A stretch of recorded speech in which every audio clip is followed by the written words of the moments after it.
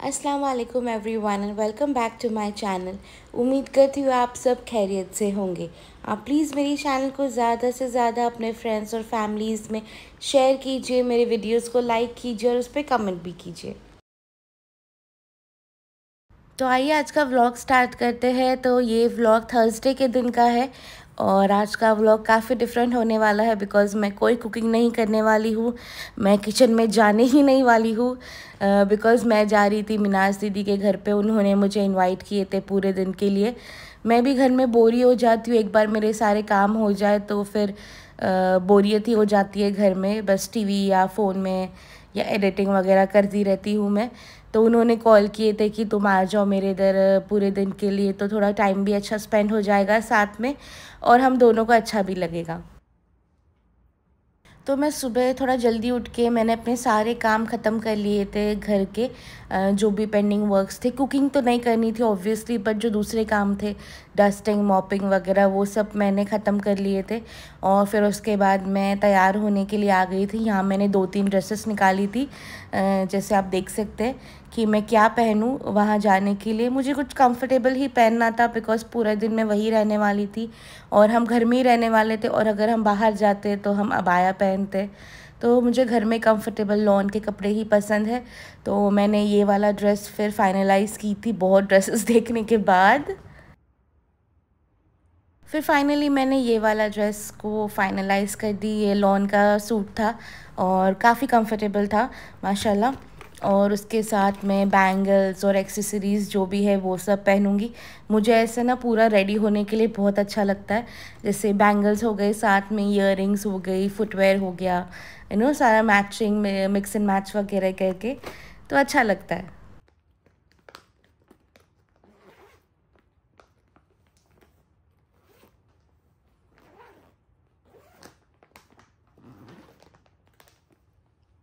तो यहाँ I was deciding कि कौन सी बैंगल्स जाएगी सूट पे, बिकॉज मैं लॉन का सूट पहन रही थी तो I didn't wanted to wear any झगमग वाले बैंगल्स। और मैं हमेशा प्रेफर करती हूँ वेलवेट के बैंगल्स पहनना बिकॉज मुझे उसका लुक जो आता है पहनने के बाद वो बहुत अच्छा लगता है। It looks really classy, so I always prefer wearing velvet bangles. And मैं वेलवेट की बैंगल्स बहुत जमा भी करती हूँ अलग अलग कलर्स में बिकॉज मुझे बहुत अच्छी लगती है। तो यहाँ मैंने दोनों मैचिंग कलर्स वाली बैंगल्स निकाल दी थी और इसको मैं अभी अच्छे से सेट कर दूँगी जैसे मुझे चाहिए, और फिर मैं इसे पहनूँगी। बहुत अच्छी लग रही थी, बहुत प्यारी लग रही थी। मैं एक्चुअली एक ही हाथ में पहनने वाली थी इसलिए मैंने कम निकाली थी, और दूसरे हाथ में मैं वॉच पहनूँगी। सो देखिए कितनी प्यारी लग रही है ना, बिल्कुल मैच हो रही है और ज़्यादा ओवर द टॉप भी नहीं लग रही है। और यहाँ मैं निकाल रही थी अपने इयररिंग्स का ख़जाना। मेरे पास बहुत सारी इयररिंग्स है, मुझे अच्छा लगता है जमा करना और फिर उसे अलग अलग ड्रेसेस पे मैच करके पहनना वगैरह। आप लोग को कैसे पसंद है आप मुझे कमेंट करके अपनी साइड की स्टोरीज़ भी शेयर कीजिए। फिर यहाँ मेरा सर्च ऑपरेशन स्टार्ट हो गया था कि कौन सी ईयरिंग जाएगी, बड़ी पहननी चाहिए या छोटी पहननी चाहिए। ये भी एक बहुत ही मेहनत का टास्क है सेम ढूंढना। फिर मुझे याद आया कि मेरे पास ये वाली ईयरिंग्स है जो बिल्कुल इस पर मैच हो रही थी, और ये बाहर एक्चुअली ड्रेसिंग टेबल पे रखी थी। तो मुझे क्लिक हुआ कि अरे ये ही जाएगी इस पर।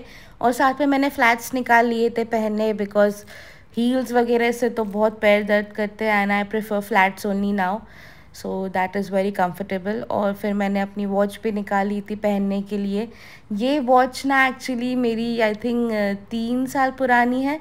ये मुझे एंगेजमेंट, जो हमारी एंगेजमेंट की फंक्शन थी उसमें मुझे असद ने दिए थे। तो ये तब से मैं पहन रही हूँ, बहुत कम पहनी हूँ मैंने एक्चुअली ये वाली वॉच। सो ये आज जा रही थी, इस पर पिंक मैच हो रहा था बीच का, सो आई थॉट चलो यही पहन लेते हैं। फिर मैं आ गई थी अपनी मेकअप पे, और कौन कौन ऐसे अपने जो क्लचेस है वो यहाँ वहाँ लगा के रखता है। मेरा तो ऐसा ही हाल है बिकॉज़ मेरे क्लचेस हमेशा घूम जाते हैं। मैं कोई मेकअप आर्टिस्ट तो हूँ नहीं इसलिए मुझे मेकअप का इतना कुछ ये है नहीं, बट मुझे मेकअप ख़रीदने का बहुत शौक़ था।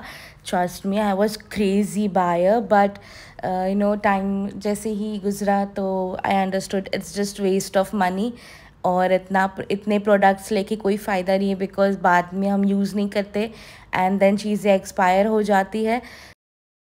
फिर मैं बस वही प्रोडक्ट्स लेती हूँ जो मेरी स्किन पे सूट करते हैं और जो मैं एक्चुअली यूज़ करूँगी। तो बेसिक मैं अपने मॉइस्चराइज़र से ही स्टार्ट करती हूँ obviously, because it is very necessary.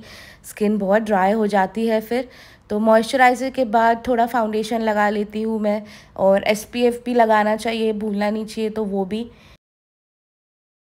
फिर फाउंडेशन के बाद थोड़ा लूज़ पाउडर सेट करने के लिए, फिर ब्लश, हाइलाइटर, वो सब।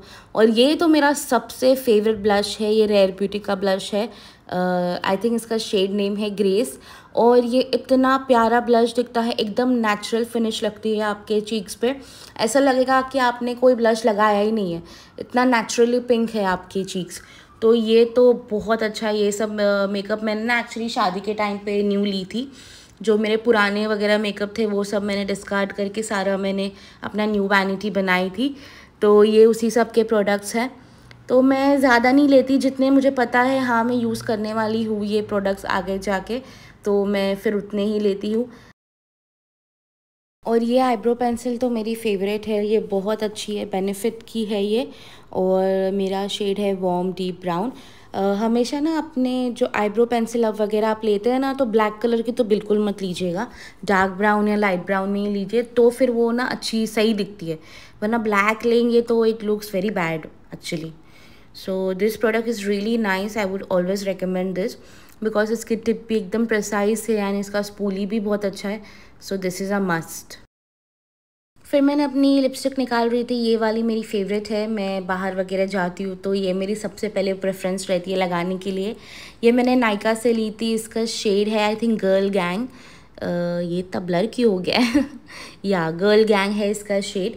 और एक्चुअली शादी के टाइम पे मैंने अपना सारा मेकअप नायका और सेफोरा से ही ली थी। सो ये सब मैंने तभी एक साथ ही ली थी। एंड ये फिटमी का लूज़ पाउडर भी बहुत अच्छा है, ट्रस्ट मी।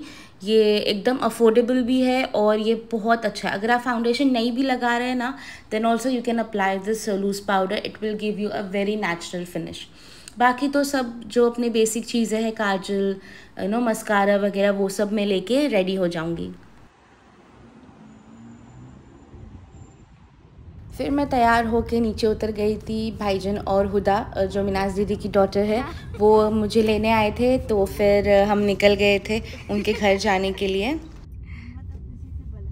और यहाँ मिनाज दीदी के घर में पहुँच गई थी। इनके घर से इतना माशाल्लाह ब्यूटीफुल व्यू है और इतनी अच्छी वाइब आती है इनके घर से, माशाल्लाह माशाल्लाह। और यहाँ से भी बहुत अच्छी हवा वगैरह आती है, पास ही में कॉर्निश है, तो it is such a positive vibe उनके घर में। माशाल्लाह इतना मज़ा आया, और वक्त तो कैसे गुजर गया, पूरा दिन हमें पता ही नहीं चला। हमने इतनी ढेर सारी बातें किए, बहुत मज़ा किया। और उन्होंने इतनी मज़ेदार बिरयानी बनाए थे, माशाल्लाह इतनी यमी थी, बहुत मज़े का था, बहुत माशाल्लाह। मैंने तो इन्जॉय की, बहुत खाई माशाल्लाह। आप लोग भी माशाल्लाह बोलना ना भूले। शाम में फिर उन्होंने फ़ालूदा बनाए थे और वो भी इतना मज़े का था, एकदम इंडिया के घर की याद आ गई थी मुझे। और माशाल्लाह क्लाइमेट भी बहुत अच्छा हो गया था, थोड़ी सी बारिश भी हुई थी, तो उससे बहुत ठंडी लग रही थी, बहुत अच्छा क्लाइमेट था माशाल्लाह। फिर हम थोड़ा नीचे भी उतर गए थे वॉक करने के लिए, और हुदा को हमने क्लासेस पे ड्रॉप करना था, तो वहाँ तक हम चल के गए थे। और माशाल्लाह क्लाइमेट इतना अच्छा था, बहुत अच्छा लग रहा था। फिर घर आके जो क्रॉकेट्स टाइप कटलेट्स बना रहे थे हम, तो उसकी मैंने थोड़ी सी शूट कर ली थी। फिर हम फिर से नीचे उतर गए थे और बहुत मज़ा आया माशाल्लाह। दिन कैसे चला गया बिल्कुल पता नहीं चला।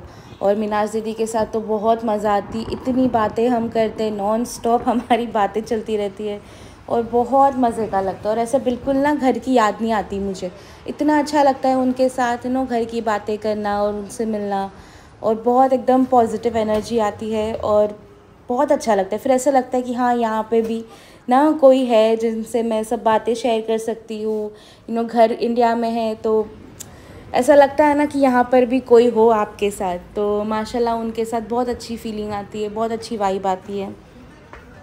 और वो भी इतने केयरिंग है माशाल्लाह माशाल्लाह, उनको बहुत अच्छा रखे, हमेशा सेहत तंदुरुस्ती रखे और हमेशा उन सबको अच्छा लगे, बिकॉज़ वो इतने केयरिंग है ना, हमेशा मेरा ध्यान रखते हैं, कॉल करेंगे या हम मिलेंगे वगैरह। तो बहुत अच्छा लगता है मुझे, तो मेरी एकदम बड़ी बहन जैसे है और मुझे बिल्कुल इंडिया की याद नहीं आती।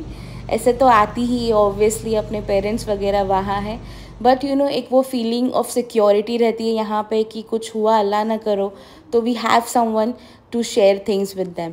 सो इट्स अल्हम्दुलिल्लाह, मैं तो खुद को बहुत ग्रेटफुल मानती हूँ कि मेरे आसपास ऐसे लोग हैं जिनसे मैं रिलाई कर सकती हूँ उन पे। और बस ये था हमारा आज का व्लॉग। कैसे दिन गुज़रा पता ही नहीं चला, माशाल्लाह बहुत अच्छा था अल्हम्दुलिल्लाह, अल्लाह का बहुत शुक्र है। और मिनाज दीदी का भी बहुत जज़ाकल्लाह खैर मेरे को बुलाने के लिए और इतनी अच्छे से पैम्परिंग करने के लिए अल्हम्दुलिल्लाह। आप लोग भी माशाल्लाह बोलना ना भूलें और मुझे कमेंट करके बताना आपको व्लॉग कैसे लगा। और अपना ध्यान रखिए, दुआओं में याद रखिए। टेक केयर, अल्लाह हाफ़िज़। और मुझे इंस्टाग्राम पे भी आप फॉलो करना, लिंक मैं हमेशा डिस्क्रिप्शन में डालती हूँ।